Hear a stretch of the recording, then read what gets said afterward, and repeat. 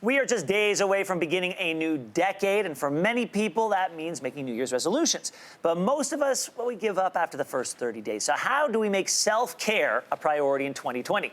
Joining me now is celebrity life coach Vanessa Petronelli. Welcome, Vanessa. Thank you so much for having me. Okay, self-care is about taking care of the mind, the body, and the soul. And you say that we should make it non-negotiable. Yes.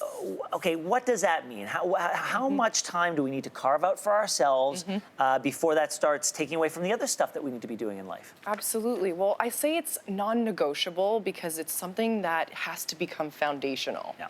Self-care isn't selfish. No. It's about valuing yourself. It's about loving yourself. And making it a priority makes you more available to others, to your projects, to your responsibilities. So just as you would book an appointment or a meeting into your calendar, scheduling self-care, and it doesn't matter how much time it is, whether it's 10 minutes, 2 hours, or something in between. And every person is different, right? Absolutely. So some people need a little more time for themselves. Some people for whom going to the gym is very important. For other people, it's sitting quietly with a book. You got it. Yeah. It's personal, and you get to create your self-care practice or routine for yourself, but it's something that's going to fill your tank. But you also say that one of the tips is practice slowing down. So that's something we can all do. Oh, I mean, we live in a world where we're just speeding up constantly. We are hustling and moving through life so quickly. Slowing down allows you to be present. It allows you to check in with yourself and ask yourself, what do I need? How am I feeling right now? And when you're more present with yourself, you're also more present with others and with your tasks and projects. You know, so slowing down actually allows you to become more focused, effective, efficient, and productive. Well, this next tip is, I think, one of the most important ones, because I try to live by this. It can be difficult, but it's about setting boundaries with people, and understanding the power of no. As I like to say, it's managing people's expectations. Absolutely. And you know, what I found, and I've worked with my clients on boundaries for many years. It's one of the topics that comes up all the time. Most people don't know how to implement boundaries. It's a tough one. But the more that you advocate for yourself and you integrate boundaries into your life, you say no, you say yes when you mean it, you're actually operating from more of a place of love. Yeah. Because you're not doing it from an empty cup, and you're not giving from obligation. You're giving from a place of, this is what I need, and I'm honoring you in the process of that. All right, so we still have a few and not too much time left, so let's get to the next one, which listen, I get the saying no. Meditation, that's a tough one for me to wrap my head around.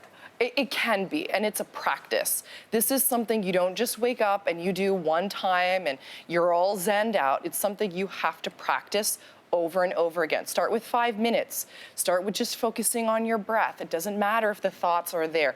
It's something you need to be committed to over time. This next tip sounds simple, but it's, you say be grateful. Yes. Okay, so how does one become more grateful? Simply through the act of noticing and observing in your life what you feel blessed about, you know, what you're feeling grateful around. What we appreciate expands. It has the ability to shift a bad mood in its tracks. So when you're focusing on what's wrong, what's not right in your life, you just start to feel that energy, you feel those emotions. But when you start to notice, wow, I'm so blessed, I'm so grateful for my arms, my legs, my spouse, you know, all the wonderful things that you've been blessed with in your life, then you start to feel that shift in your energy, and that's what counts. And lastly, how important is drinking more water? Oh my gosh. To self-care? It sounds so simple, but how many times do we forget that? If there's one resolution that you can make in the new year, to drink more water. Make that your beverage of choice. It will clear out toxins, especially from the holidays with all the food and the drinking. It revives your whole being, and there's so many wonderful positive physiological effects from just drinking more water. So drink more water, eat more tacos. So if you add that right at the end, then that's my tip. Vanessa, thank you so much. Thank you so much. Have a happy New Year. Happy New Year to you too. Thanks for watching. If you like this, be sure to subscribe here. And you can check out more Your Morning videos right here.